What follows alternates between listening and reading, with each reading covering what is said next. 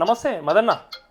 నమస్తేనే. నమస్తే నమస్తే. ఇది మీరు లైవ్లో ఉన్నారన్న Q6 న్యూస్ అని మేడ్చలు. అన్న చెప్పండి అన్న. అది రేపు ఒకటి మన హలో ముదిరాజ్ 12న చలో హైదరాబాద్ అని చెప్పి ఒక సభ ఉంది కదన్న నిమ్మల కన్వెన్షన్లో. అవును.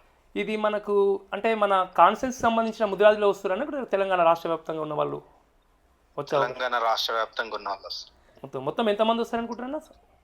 అంటే ఇది ముఖ్యులతోటి పెట్టిరన్న ఆవిర్భావ సభ TMPS అని ఆవిర్భావ సభ పెట్టుకోరు. దానికి ముఖ్య అతిథిగా నన్ను పిలిచి సన్మాన కార్యక్రమం పెట్టిరు. అదే విధంగా కాలర్స్ ఉన్నారు కదా మా దాంట్లో మేధావులు, వాళ్ళకు కూడా సన్మాన కార్యక్రమం TMPS వాళ్ళు పెట్టిరు. ఓకే. సుమారుగా 2000 పైన ఉంటారండి. అయితే ఇప్పుడు ఏంటంటేనా తెలంగాణ రాష్ట్ర వ్యాప్తంగా బీసీలకు సంబంధించింది సెగ తగ్గుతుంది. అంటే మొత్తం మీద బీసీలకు రాజ్యాధికారం రావాలని చెప్పేసి ఆ 42% రిజర్వేషన్ అని చెప్పేసి ఒక యుద్ధమే జరుగుతుంది మొత్తం మీద. అలాంటి టైంలో మీరు ఈ మీటింగ్ పెట్టిరు కదన్నా. మొత్తానికైతే తెలంగాణ రాష్ట్ర వ్యాప్తంగా ఈ ముదిరాజులతో కాకుండా కూడా బీసీ అంటే బడుగు బలహీన వర్గాలకు సంబంధించి ఒక మీటింగ్ పెడితే అది ఖచ్చితంగా చేస్తామన్నా. కాంగ్రెస్ పార్టీ కూడా అదే స్టాండ్ తీసుకుంది కాబట్టి 42% రిజర్వేషన్ చేయాలని మా నాయకులు రాహుల్ గాంధీ గారు, అదేవిధంగా ముఖ్యమంత్రి వర్యులు మా BCC అధ్యక్షులు మహేష్ కుమార్ గౌడ్ అన్న గారు అదే లైన్ తీసుకున్నాం కాబట్టి ఖచ్చితంగా బీసీలు అందరికి కూడా అందరితోటి కూడా కలుపుకొని అన్ని కులాలను కలుపుకొని అందరం కలిసికట్టుగా మీటింగ్ పెట్టుకుంటాం. బీసీలకు ఎవరైనా అడ్డు వస్తే, ఎవరైనా బీసీల రిజర్వేషన్ లో ఇబ్బంది పెడితే వాళ్ళకు కూడా పుట్టగడుతులు ఉండవు అని చెప్పి చెప్తామన్నా. ఇంకొకటి వినిపిస్తుంది ఏంటంటేనా, ఒకప్పుడు నీలమ్మది ముదిరాజుకి కాంగ్రెస్ అవసరం ఉండే, కానీ ఇప్పుడు నీలమ్మది ముదిరాజే కాంగ్రెస్కి అవసరం. ఎందుకంటే ఇప్పుడు బీసీ అనేది బాగా బలంగా ఉంది కాబట్టి మీ కాన్స్టిట్యున్సీలో రెడ్డిసే ఉన్నాడు. ఇప్పుడు మన ఎవరు గూడెం మహిపాల్ రెడ్డి. ఇప్పుడు ఎందుకంటే అక్కడ మనకు రెడ్డిలకు ఇస్తే ఒప్పుకోరు, కంపల్సరీ బీసీ బిడ్డనే కావాలి కాబట్టి అట్లా ఇట్లా మీకు చాలా పేరుంది, ఎంతోమంది చాలామంది హెల్ప్ చేశారు కాబట్టి ఇప్పుడు కాంగ్రెస్ పార్టీ కూడా ఒక బీసీ బిడ్డను మనం కాపాడుకోవాలి. ఎందుకంటే ఖచ్చితంగా కాపాడుకుంటుందన్న, బీసీలను కాపాడుకుంటుంది కాబట్టి కాంగ్రెస్ పార్టీ నన్ను గుర్తించి కూడా ఎంపీ టికెట్ ఇచ్చింది. ఎంపీ టికెట్ ఇచ్చి నా గురించి BCC గారు, మహేష్ కుమార్ గౌడ్ గారు, అదేవిధంగా మా ముఖ్యమంత్రి వర్యులు అందరు కూడా కార్యకర్తలు అందరు గట్టి కష్టపడి కూడా నన్ను బాగా ప్రపోజల్ చేసినాము. మెదక్లో కూడా మా రిజల్ట్ కూడా చూపించినాం. ఖచ్చితంగా పార్టీ మాకు అవసరమే, పార్టీకి మేము అందరిని కలుపుకొని పోతాం. మీరు ఢిల్లీకి పోయారా? వెళ్ళామన్నా. మరి ఢిల్లీకి పోయినప్పుడు 42% రిజర్వేషన్ ఇప్పుడు అమలు కాదు, రాహుల్ గాంధీ ప్రధానమంత్రి అయినాకనే అవుతుందని చెప్పేసి ప్రకటించిన కదా సీఎం కేసీఆర్ రేవంత్ రెడ్డి గారు. అన్న మేము ఇక్కడ కేబినెట్ లో ఏవైతే తీర్మానం చేసినామో ఆర్డినెన్స్ కూడా తీసుకొచ్చాం బీసీది. మేము అక్కడ జంతర్ కూడా మా వాదన దేశవ్యాప్తంగా కూడా వినిపించడానికి ప్రతిపక్ష నాయకుడు రాహుల్ గాంధీ గారు ఉన్నారు కాబట్టి ఖచ్చితంగా మీరు చెయ్యాలి. మోడీ గారు BC ప్రధానమంత్రి ఉండు కాబట్టి చెయ్యాలంటున్నాం. మీరు చెయ్యలేని పరిస్థితులు ఉంటే మేము ఈడ పార్టీ నుంచి ముఖ్యమంత్రి వర్యులు అది కేబినెట్ పెట్టుకొని మా రాష్ట్రంలో ఏం చేయొచ్చు అనేది నిర్ణయం హైకమాండ్ చూసుకుంటది. అక్కడ కూడా మీరు చేయలేని పరిస్థితి ఉంటే దేశవ్యాప్తంగా కూడా చేస్తాం. మేము మా నాయకుని ఎన్నుకొని కూడా దేశవ్యాప్తంగా చేస్తామని చెప్పి మా ముఖ్యమంత్రి గారు చెప్పిన ఉద్దేశం అన్నది. ఇంకొక విషయం అన్న, ఒకవేళ 42% రిజర్వేషన్ అనేది నాకు తెలిసి దాదాపు 20 నుంచి 30% మధ్యనే ముదిరాజులు ఉంటారు. నాకు తెలిసి సంఖ్య చాలా బలంగా ఉంటుంది.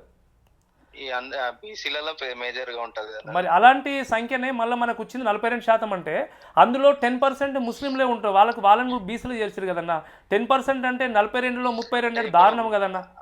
ఇప్పుడు గతంలో అవి ఏవైతే ఉన్నాయో అవన్నీ కూడా ఉన్నాయి కదా అన్న. ఇప్పుడు చేసినవి కావు కదా, మన పుట్టుక నుంచి ఉన్నాయి కదా, మతాల మధ్యన కాదు కదా. ఏవైతే ఉన్నాయో అవి చూసి చేద్దారు. పర్వాలేదు. మేము అనేది ఏంటంటే ఒకవేళ 42% రిజర్వేషన్ అనేది ఇవ్వకపోతే మీరు కాంగ్రెస్ మేము మతాల మీద రాజకీయం చేసుకోవడం కామన్నా. మేము సమానత్వం గురించి కోరుకునేటోళ్ళం. ఓకే, నేను ఏమంటున్నాను, 42% ఒకవేళ కాంగ్రెస్ పార్టీ ఇవ్వకపోతే మీరు కాంగ్రెస్ పార్టీ పైన తిరుగుబాటు చేసే అవకాశం ఉందన్న? ఖచ్చితంగా మా పార్టీ చేస్తుంది నమ్మకం. ఎందుకంటే గతంలో కూడా తెలంగాణ రాదు అనుకుంటే తెలంగాణ ఇచ్చిన తల్లి సోనియా గాంధీ గారు, బీసీల పాదం ఎత్తుకున్నది కూడా సోనియా గాంధీ, రాహుల్ గాంధీ గారే. దేశవ్యాప్తంగా ఎవరు శాతం ఎంత ఉంది వాళ్ళకు వాటా సమానంగా రావాలి అనేది ఎత్తుకున్నది అది. కాబట్టి ముఖ్యమంత్రి వర్యులు రాహుల్ గాంధీ గారు కూడా ఖచ్చితంగా బీసీలకు పెద్దపీట వేస్తారు. 42% అవుతుంది. ఉద్యోగంలో, అదేవిధంగా విద్యలో, వైద్యంలో అన్నిట్లో వచ్చేస్తాయి అన్న, అన్ని వర్గాల్లో వస్తాయి.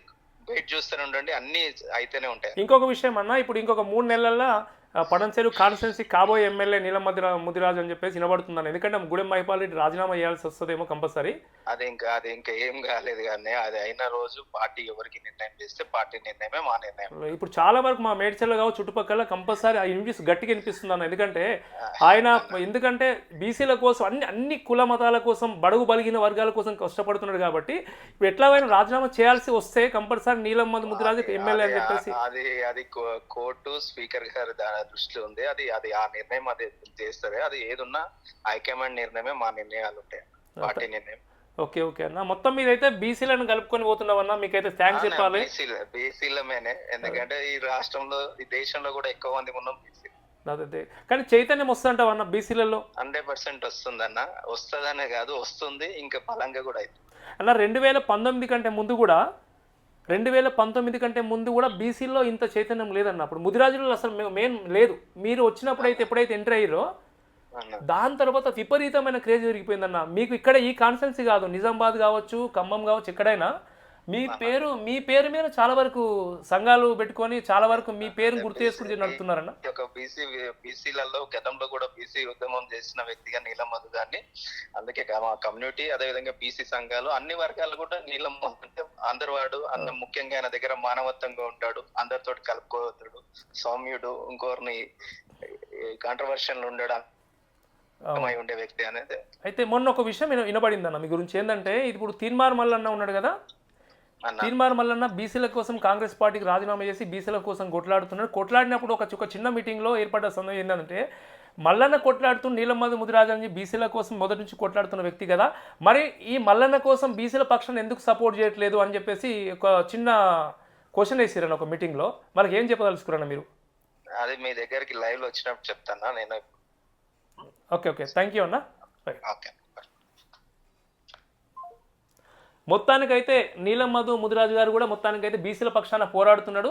తెలంగాణ రాష్ట్ర వ్యాప్తంగా ఉన్నటువంటి ఆ ముదిరాజులను తీసుకొచ్చి రేపు అంటే వీళ్ళకి సంబంధించింది వీళ్ళ ఏంటంటే ఆత్మగౌరవ పోరాటం అంటే వాళ్ళు ఎట్లా దిశానిర్దేశం రేపు ఫ్యూచర్లో ఏముంటుంది, మన ఎట్లా ఎలక్షన్లో వచ్చే పంచాయతీ ఎలక్షన్లు కావచ్చు, భవిష్యత్తులో కార్యాచరణ ఏందని చెప్పేసి రూపుదిద్దుకునే అవకాశం వీళ్ళు ఆ ప్లాన్ చేస్తారు. కాబట్టి మొత్తం మీద అయితే బీసీలను ఏకం చేసి బీసీ సామాజిక వర్గాలను ఏకం చేసి వాళ్ళ మొత్తానికైతే వాళ్ళని ప్రజాక్షేత్రంలో దింపి, ఎందుకు వీళ్ళు అంటారు కదా మొత్తానికైతే రాజ్యాధికారం కావాలి, రాజ్యాధికారం దిశగా ఆయన పయనించేటటువంటి మార్గంలో ఆయన తీసుకుపోయే ప్రయత్నం చేస్తున్నాడు.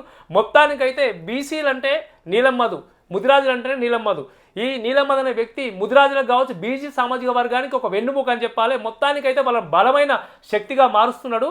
ఫ్యూచర్లో కంపల్సరిగా ఆయన ఏదో ఒక రోజు కంపల్సరిగా అక్కడ పడంచెరులో ఇప్పుడు ఎమ్మెల్యే ఇప్పుడు మన గూడెం మహిపాల్ రెడ్డి రాజీనామా చేస్తే మొత్తం మీద అయితే ఈ నీలం ముదిరాజు గారు భారీ మెజార్టీతో గెలిచే అవకాశం ఉంటుంది ఫ్యూచర్లో. కాబట్టి ఇలాంటి వ్యక్తులను మనం ప్రోత్సహించాలి. బీసీ బిడ్డలు ఎక్కడున్నా సరే, ముదిరాజు బిడ్డలు ముఖ్యంగా రేపు జరగబోయే ఈ సభకు ముదిరాజు బిడ్డలు తెలంగాణ రాష్ట్ర వ్యాప్తంగా భారీ సంఖ్యలో తరలి రావాలి. ఎందుకంటే మీరు వెనుకబడి ఉన్నారు, మీ సంఖ్య బలంగా ఉన్నా కానీ మీ దాంట్లో మీరు ఓటేసుకోరు, మీ సంఖ్య వెనుకబడి ఉంది. కాబట్టి ఇలాంటి నాయకుని చూసైనా మీరు కొంచెం అర్థం చేసుకోండి. ఎందుకంటే మన వాళ్ళని మనం గెలిపించుకునే ఫ్యూచర్లో మనకు అవకాశం ఉంటుంది. కాబట్టి ఈ నీలం ముదిరాజు బాటలో నడవండి. మీ వాళ్ళని సైనికులుగా తయారు చేసుకొని రాజ్యాధికారం పొందడంలో మీరు ఒక కీలక పాత్ర పోషించాలని చెప్పేసి నేను ముదిరాజు సామాజిక వర్గానికి నేను తెలియజేస్తున్నా. మొత్తం మీదైతే బీసీ బిడ్డలంతా ఈ పడంచెరువు నియోజకవర్గంలో నీలం ముదిరాజు అన్నగారికి మధు అన్నగారికి అండగా ఉండాలి.